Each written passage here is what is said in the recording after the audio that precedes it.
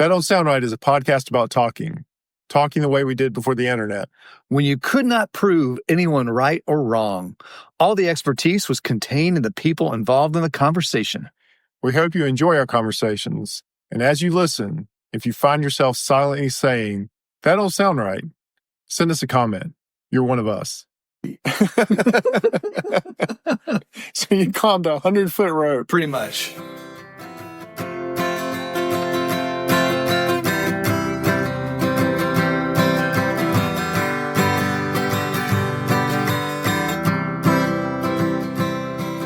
Welcome back to another episode of That Don't Sound Right, a podcast about talking. We're your co-hosts. I'm Peter Billman. I'm Cecil Davis.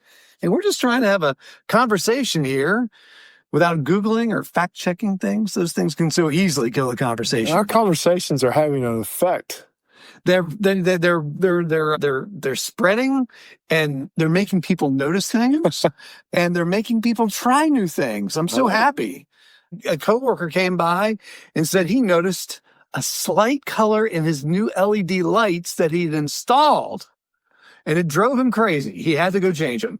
This is from last week's episode. Yeah, where we're an overlit, I think is what you said. We were over ice. We're over. You said that about me. I'm saying that's right. We're overwatered, over ice, and we're an over flashlit society. Flashlight technology is advanced as far as it needs to advance, Peter. You know, talking about over iced, I just got back from Italy.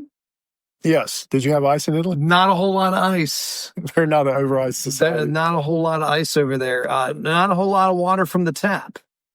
Can you drink the water in Italy? Sure, yeah, it's no problem. But where were you in Italy? We were in two places. We're in a town called Sorrento, which is south of... Is that the cheese place? No, it's the... Oh, yeah, it's the cheese place. Yeah, forgot. Yeah, I forgot. Yeah, it's right south of Naples and Pompeii, and then we're up in Florence, which is kind of in the central part of the country. But yeah, welcome back. It's good. It's good to be back.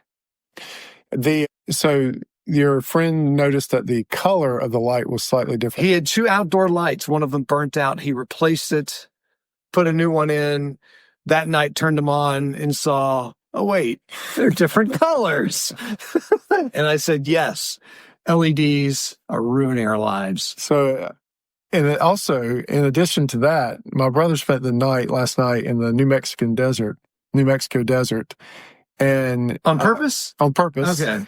And had kind of shed his clothes, get in his sleeping bag, and then I highly recommend that. Right. As it has been recommended on our show, but didn't have the sleeping bag rated down to the 29 degrees. So he had to add layers back on. It was still cold, but survived the night. But was maybe had a few comments for you. Some choice words for my name. He used my name in vain, I have a feeling. So people are listening. Oh, for Pete's sake. That's where that comes from. Yeah. So people are listening, but maybe we should say, maybe you shouldn't listen. Just don't try this at home. Right. I think we always say that. Yeah, he hasn't hit a gator yet, but as you have recommended, spanking a gator. Well, I don't know if I recommend it, but I don't know. But you did it. I don't see the issue with it. Tonight's episode is like hot off the press. You came in here blazing. Yeah. So I heard a comment tonight by someone who's near and dear to the show. I think he's on staff, and they will instantly realize who I'm talking about. A 3 or 4 time state champion wrestler. So that's a legit wrestler right there. Legit wrestler. I knew wrestlers in high school. I went to Cary High, and Cary High was a wrestling powerhouse. Really? For like 20 years. Really? I forget the coach's name, but they were the team to beat in wrestling for a long, long time. Does that say something about the innate talent of Cary students and their ability to wrestle, or is that I think it was the coach was able to teach the technique where they became unstoppable? I think it was a consistent coach over that period of time, and I think the schools that fed in had good coaches, and so they just had kind of a whole farm program feeding into the Cary High program. Oh, okay. Excellent coach there, and did really well for. I think they had like a 20-year reign of excellence. That's wild. Did you? I did not wrestle. I tried. Did you? I tried wrestling for one. High school? Yeah, I tried wrestling in high school. This has been my junior year. I tried it. And man, it whooped me. Yeah. But the thing is, I was a scrawny kid. I had no leverage.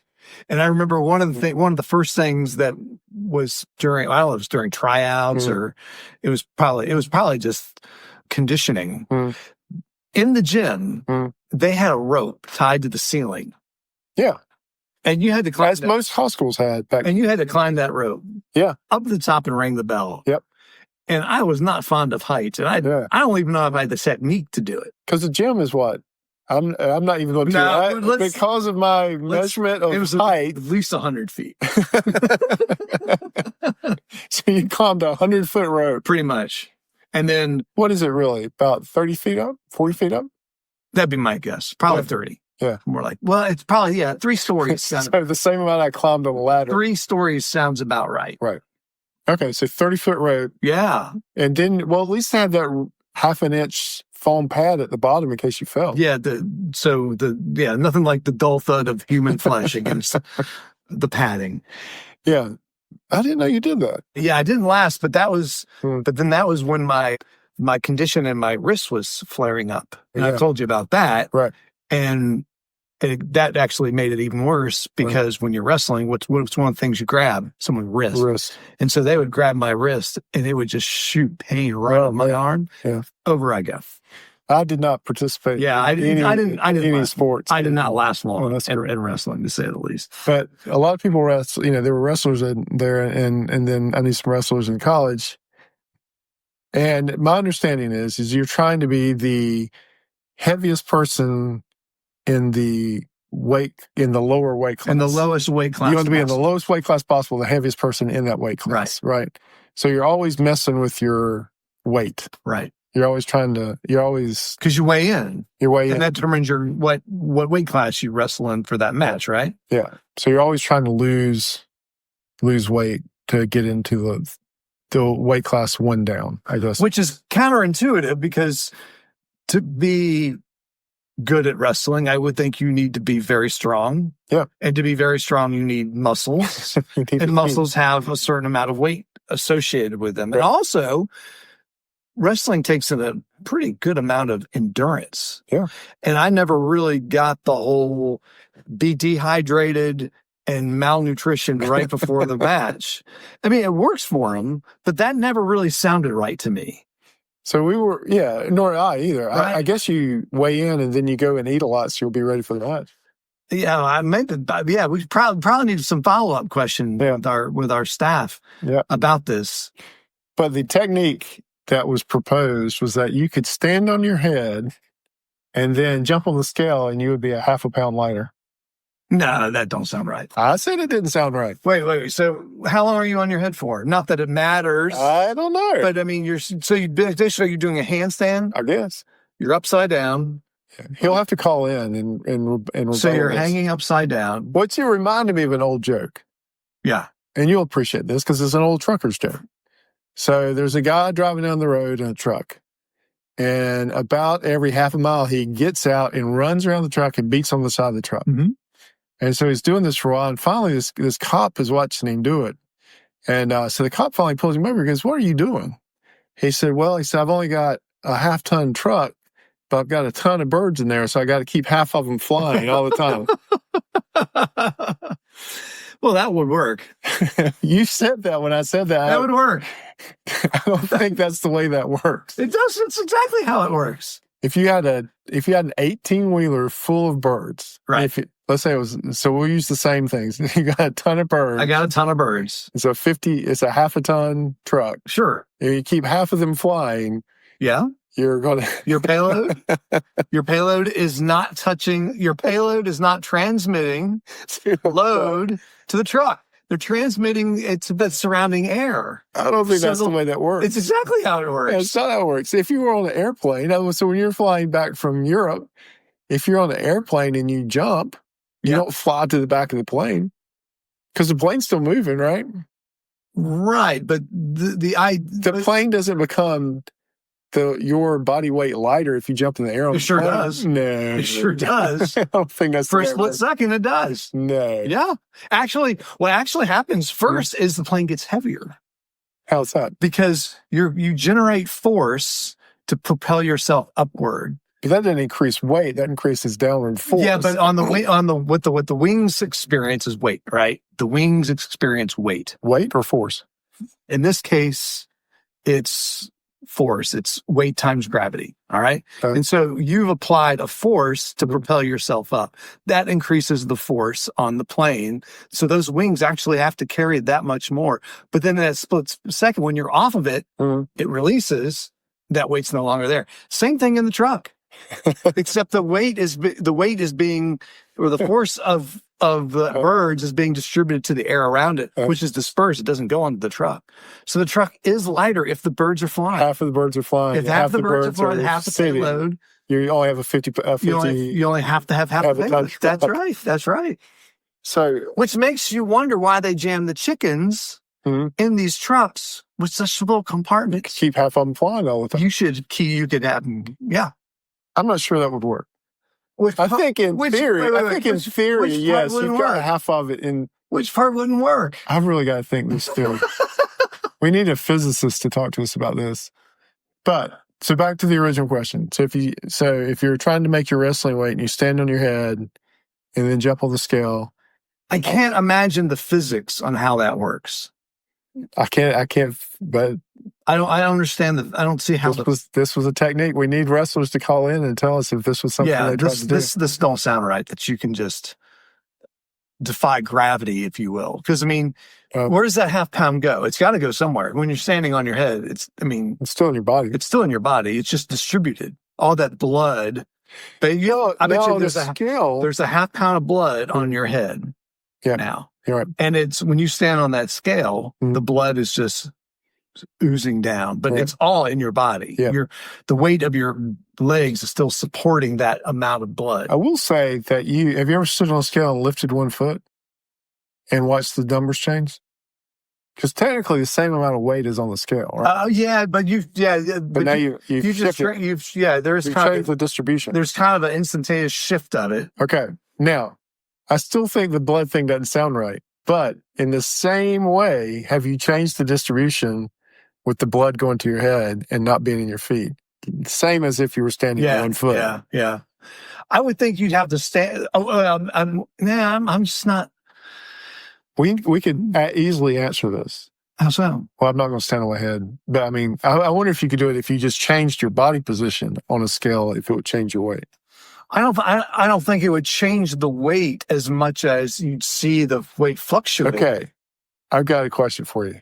This goes back to your bird thing. You're still bugged about the birds. What if you held your arms out to the side? Yeah.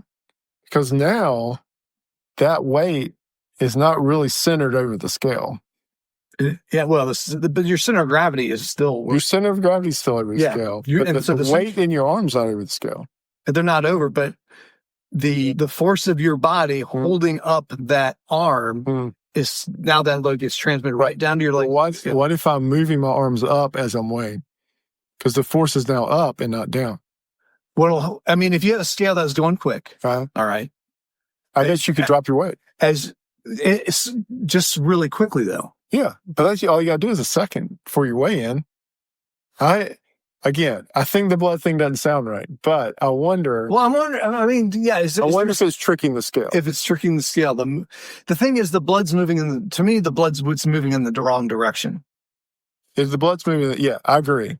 But how long would it take for blood to go from your head down to your feet? We don't know. No. And I doubt if there's a bunch of wrestlers on their heads in line waiting on the scale. Maybe they are. I've never been at a weigh-in. I never got that far. That's the way I could see it happening. That you're tricking the scale. You have a line of wrestlers on their heads in line right before the scale. No, I'm saying I could believe it if you're tricking the scale. The weight is the same. All right, let's get a scale. Hold on. I'm not standing it on my head, man. I wouldn't be able to do it. We don't have to do that stand on your head thing. You do the arm thing. But let's do the arm thing. Let's flap your arms, okay? So I've got a scale here.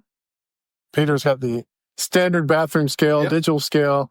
All right. We'll stand on it. With the light conserving diode. It's so you can see it's changing weight. And so we'll Do the 1 foot first. Well, let's do, so let's turn it around.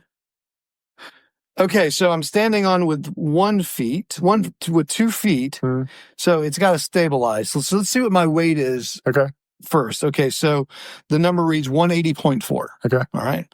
So I got to come off of it. Are you going to let it reset? Got to let it reset. All right. This is scientific today, man. All right, so it's look, it's finding my weight, and I'm moving my feet around. Look, right. See that? Yeah. I'm moving my feet around, and I'm always making sure 2 feet are always touching.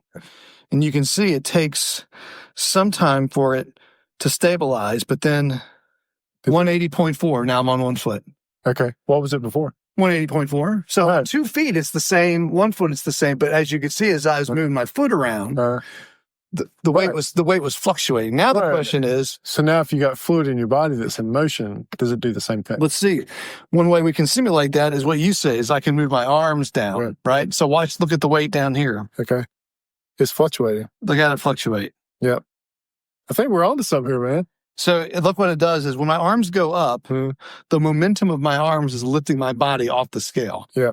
I mean, ever so lightly, but the numbers are showing that. And then when they come down, you're heavier. It's heavier. But then when I stop. So you've got to convince the person weighing you in to weigh you in quickly.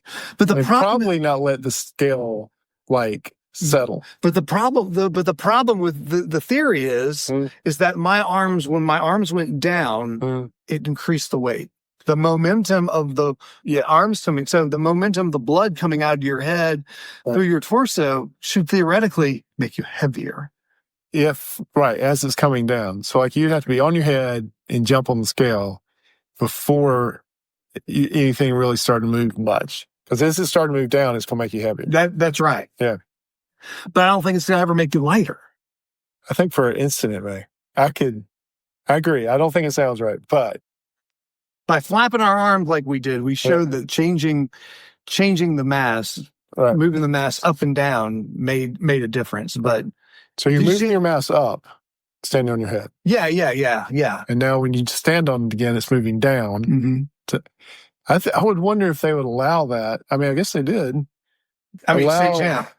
Yeah. I mean, if the scale's not stabilized, it's like if you get on, it's a half a pound lighter, but it's slowly getting heavier as your blood's settling back down.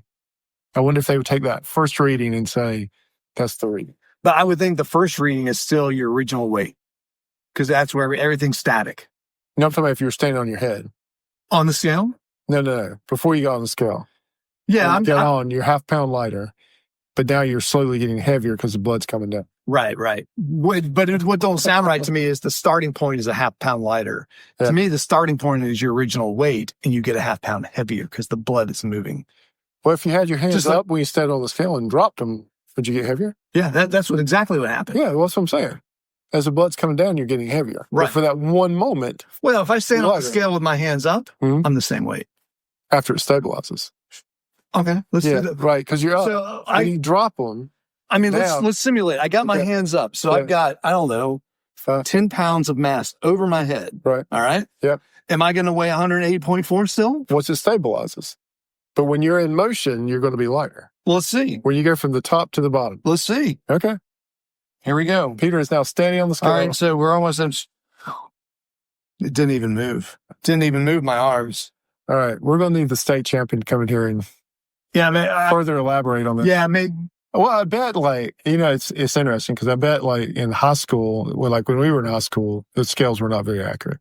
Okay. They probably had the old slide scales. And probably the wheel. Right. But, when you get to the Olympics, though, they probably have the super sensitive. And they've been calibrated and inspected and guaranteed for accuracy. I would think that'd probably be easier to throw off a high school scale than it would be like an NCAA college scale. So that's the thing. If he's state champion, I imagine they've got good ones for the state championship. Yeah, I would think they would. But you're probably not pulling that kind of stuff during a state championship either. Maybe not. Maybe you got your you might got your weight dialed in. Yeah, this is probably for the matches during the year. People are trying to do all kinds of stuff. Georgia is probably taking his phone and throwing it completely out the window by this point. Because you didn't describe it well, or because why would he do that? Because we're disputing that wrestlers can do this. Well, he made it work. Somebody made it. Or maybe he knows somebody. Maybe he knows a guy. Yeah. He's asking for a friend. Well, that's very interesting. This has been a fun one, especially since we did science experiments. And this is really getting close to my favorite subject. What's that? To talk about, which we haven't done yet. What? Wait, gravity. We have not talked about gravity yet, and we have talked a lot about talking. We talk around gravity. And your contention is that gravity is a construct. Well, we're all trying to figure it out. But my argument is, we figure out gravity, we figure out a lot of problems. And again, we'll save it. We got to sit.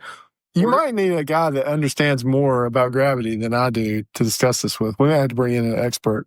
So if you're a gravity expert, let us know. Well, there's a theoretical physicist that we know at Wake who would probably love to talk to us about gravity. And he also made the point, we don't know why gravity works. We know the nature of it, but we don't know why it works. Mm-hmm. Just like we don't know why negative electrons repel each other. We know they do it. Right. They exert a force on each other, but we don't know the why. Isn't that crazy? Yeah, there's lots of it's crazy. Yeah. Right. Yeah, that don't sound right, that we don't know something as simple as why electrons either attract or repel each other. Why is that? Oh, man. You're going to have to get... I can't wait to figure this out. I have tried to understand those theories before. And I've read some books, but it gets pretty tough. Oh, yeah, I don't understand it either. But I do like talking about it. But anyway, just because... thank you for letting us get close. You're welcome. To gravity. Thank you, Giorgio, for the topic. That was great. All right. It don't sound right, but you've come to the end of this episode of That Don't Sound Right. Hey, before we close, we want to thank everyone for listening. If this is your first time and enjoyed the conversation and understand what we're trying to do, you notice that we didn't Google this. We just kind of talked about it. We even got a bathroom scale.